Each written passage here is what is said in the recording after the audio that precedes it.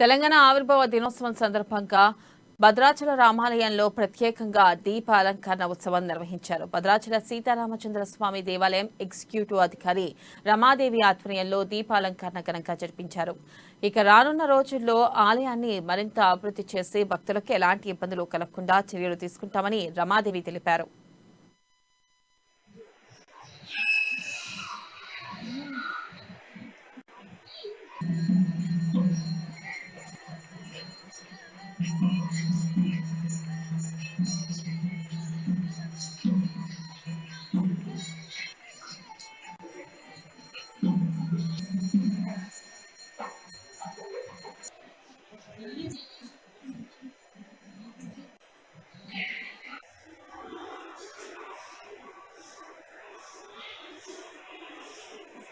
మనం 22వ తారీఖు వరకు ప్రభుత్వం వారు రకరకాల వివిధ శాఖల వారితో మనకు రకరకాల ప్రోగ్రామ్స్ నిర్వహిస్తున్నారు.